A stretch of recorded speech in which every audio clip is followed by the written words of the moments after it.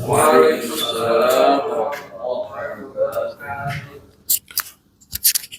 Alhamdulillahilladzi ja'ala syahra Ramadan syahral Qur'an.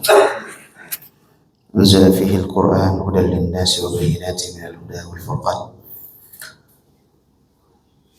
Asyhadu an la ilaha illallah wa asyhadu anna Muhammadan 'abduhu wa rasuluhu la nabiyya wa la rasula ba'dahu. Allahumma shalli 'ala Muhammadin wa 'ala alihi wa sahbihi ajma'in.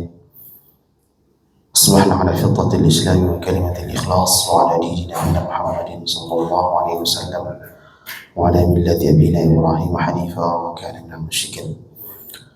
أما بعد، رب اشرح لي صدري ويسر لي أمري واحلل عقدة من لساني يفقهوا قولي. Jemaah subuh yang dimuliakan Allah Subhanahu wa taala, kembali kita menghidupkan roh tanasuh, roh saling menasihati di antara kita. Semoga dengan agenda kultum seperti ini, baik itu kultum setelah subuh atau sebelum tarawih, ini bisa mengantarkan kita kepada keberuntungan dan keluar daripada kerugian yang disebutkan di dalam surat Al-Asr. Sesungguhnya manusia itu berada dalam kerugian kecuali orang-orang yang beriman, beramal saleh dan saling menasihati dalam hal kebenaran dan kesabaran. Sebuah ayat pesan bagi kita untuk menjelang akhir-akhir Ramadan. Semalam kita sudah dengarkan surat dari tamu agung yang akan berpisah dengan kita. Ada pesan dari Allah Subhanahu wa taala kepada kita yang beriman, yang sudah capek, letih, lelah menjalankan ibadah. Mungkin badan kita sudah merasa capek, mata kita merasa ngantuk, kaki kita terasa berat, mungkin ada yang menahan sakit dan seterusnya. Semoga dengan upaya, dengan kerja keras kita dalam beribadah itu tidak sia-sia di hadapan Allah Subhanahu wa taala. Sehingga Allah mengingatkan dalam surat Muhammad ayat 33, iringi ketaatan kepada Allah dan Rasulnya itu dengan menjaga amal-amal itu supaya tidak gugur pahalanya. Apa kata Allah? Ya ayyuhalladzina amanu, wahai yang masih yakin, punya iman kepada Allah Subhanahu wa taala, atiullaha wa atiur rasul.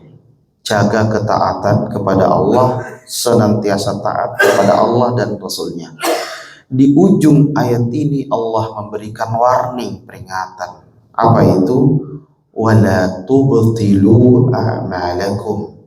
Setelah kalian punya iman, taat kepada Allah, taat kepada Rasulullah, hati-hati. La tubtilu a'malakum. Jangan batalkan semua amal-amal kalian. Artinya apa? Jangan sampai capek kita, lelah kita dalam ibadah yang tadinya sudah 100% bisa berkurang sampai habis nilainya di sisi Allah Subhanahu wa taala. Harus dijaga. Ada juga sebuah hadis ketika Rasulullah sallallahu alaihi wasallam bertanya kepada para sahabat, atadruna manil muflis? Apakah kalian tahu siapa itu orang bangkrut? Ya, kita tahu semua hadis ini ya.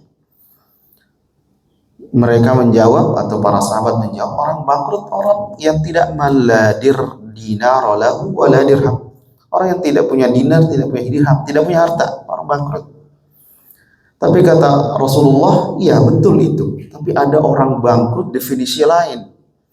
Apa itu? Orang yang datang pada hari kiamat membawa pahala salat, pahala puasa, pahala zakat, pahala haji, pahala ibadah semua. Tetapi semuanya nilainya nol. Qad syatama hadza wa daraba hadza, dan seterusnya, kama qala Rasulullah sallallahu alaihi wasallam. Dia menghina ini, dia mencaci ini, dia menyakiti ini, dan seterusnya. Tidak bisa menjaga sikapnya sehingga menyakiti saudaranya. Habis semua pahalanya yang sudah capek-capek ya dilakukan di dunia. Ini pesan berharga bagi kita semua. Jaga amalan kita. Ada dua paling penting mungkin secara umum saja. Yang pertama adalah menjaga ibadah kita dengan tidak menyakiti Allah Subhanahu wa taala. Ya tentu dengan syirik. Ya, kita syirik kepada Allah itu otomatis itu tidak diterima, bukan lagi batal, bukan lagi berkurang atau habis, tapi otomatis di awal sudah tertolak. Yang kedua adalah riya. Riya ini bagian dari syirik, tapi tidak masuk kepada syirik yang besar yang tadi disebutkan di pertama yang awal. Riya ini, masya Allah ya, memang berat. Mungkin kita sudah ikhlas, tapi setan tidak pernah putus asa supaya amalan kita itu berkurang sampai habis. Salah satunya adalah menimbulkan rasa riya dalam diri kita. Nah, ini kita harus jaga nih. Jangan sampai kita beribadah karena ingin mendapatkan penilaian dari makhluk. Senantiasa jaga keikhlasan kita. Sampai ada yang mengatakan orang yang ikhlas itu sekali saja sudah cukup. Ya, saking beratnya ikhlas itu, karena ikhlas itu adalah lawan kata atau antonim daripada riya. Ini menyakiti Allah. Sudah mengharap ridhonya, tapi setelah itu diiringi dengan riya akhirnya bisa membatalkan, mengurangi sampai menghabiskan nilai ibadah kita. Ini yang pertama. Yang kedua adalah menyakiti orang lain. Ya, menyakiti orang lain ini ya, kita hafal semua hadisnya mungkin ya. Betapa banyak rubba shaimin, betapa banyak orang yang berpuasa, laisa lahu min siyami, tidak dapat dari puasanya itu, tidak ada nilai puasanya, illal ju' wal atash, kecuali dapat lapar dan dahaga saja. Kenapa? Karena mulutnya, tindakannya tidak saudaranya tidak selamat daripada lisannya, daripada perlakuannya kepada saudaranya. Nah, ini penting sekali. Kalau kita rinci lagi seperti ibadah-ibadah yang bersifat sosial, seperti yang dijelaskan dalam surat Al-Baqarah, itu panjang sekali juga berkaitan dengan sedekah. Pernah kita bahas kalau nggak salah di sini atau di tempat lain, saya pernah sampaikan. Kita tahu semua orang yang berinfak itu akan dibalas berkali lipat ya. Satu biji menumbuhkan 7 tangkai. Setiap tangkai ada 100 biji. Ya, nah ini kan konsep sedekah ya, yang kita paham. Tapi itu bisa gugur. Gugur semua. Apa kata Allah Subhanahu wa taala? Mathalul ladzina yunfikuna amwalahum fi sabilillahi kamathali habbah. Perumpamaan orang yang berinfak itu di jalan Allah seperti sebutir biji ya. Kemudian dari satu biji itu menumbuhkan 7 tangkai, dari 7 tangkai itu ada 100 butir, setiap tangkai ada 100 biji. Tapi di ayat setelahnya Allah mengatakan kalau mau dapat itu harus ikhlas, tulus. Alladzina yunfikuna amwalahum fi sabilillah, yaitu orang yang berinfak di jalan Allah, thumma la yutbi'una ma anfaqu, kemudian tidak mengiringi infaknya itu mannan wala adza, diungkit-ungkit dan disakiti orang yang diberi. Ya. Ini bisa mengurangi, menyakiti orang yang diberi. Kita sudah beri. Kadang terjadi itu biasa, kita manusia biasa terjadi. Kita terkadang kesal dan marah kepada orang yang sudah diberi tapi dia tidak baik-baik gitu. Contohnya gitu kan. Sudah dikasih ini tapi aja masih begini. Nah, itu bisa membatalkan, bisa. Apalagi menyakiti, sampai menyakiti. Sampai Allah mengatakan kalau kalau kalau berinfak kemudian selalu menyakiti orang yang diberi, lebih baik ditinggalkan dan diganti dengan qaulun ma'ruf. Qaulun ma'rufun wa maghfiratun khairun min sadaqatin yatba'uha adha. Berucap baik, mengucapkan kata-kata baik, menjaga lisan dengan banyak istighfar itu jauh lebih baik daripada berinfak sebanyak-banyaknya tetapi kita membatalkan pahala infak itu dengan menyakiti orang yang kita beri. Ini dalam surat Al-Baqarah. Jadi Bapak Ibu sekalian, ini contoh saja.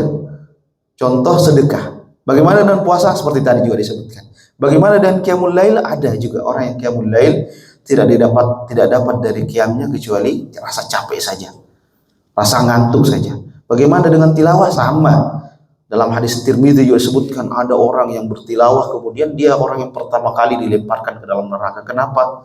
Karena dia membaca Al-Quran tilawah agar dikatakan qari atau dikatakan orang yang paling pandai membaca Al-Quran atau paling banyak khatam Al-Quran dan seterusnya. Nah itu. Jadi intinya adalah saya kembali lagi pada ayat tadi. Wahai orang-orang yang punya iman, yang sudah taat kepada Allah, sudah taat kepada Rasul, jaga kualitas ibadah kita. Jangan batalkan sia-sia kalau kita sudah capek-capek, sudah mengantuk, mata sudah tertahan kantuknya sampai harus dibantu dengan kopi ya. Kemudian apalagi kaki sudah capek juga, waktu tersita, keluarga ditinggalkan dan seterusnya, ternyata nilainya 0. Sayang sekali. Ya, sayang sekali. Maka jaga, jangan sakiti Allah dan jangan sakiti saudara kita. Kita semua mau masuk surga dan hal yang paling pertama diangkat dari penghuni surga adalah rasa dengki, iri, penyakit hati yang disebut dengan ghil ya kepada saudara-saudara. Itulah ciri penghuni surga. Dan itu yang kita minta kan. Rabbana ighfir lana dhunubana wa li ikhwanina alladhina sabaquna bil iman wa la taj'al fi qulubina ghillan. Jangan sampai ada rasa benci. Semua berkaitan dengan kebencian kepada saudara kita itu harus dihilangkan. Karena itu juga yang akan diangkat pertama kali dari penghuni surga sebelum masuk surga. Wa naza'na ma fi qulubihim min ghillin.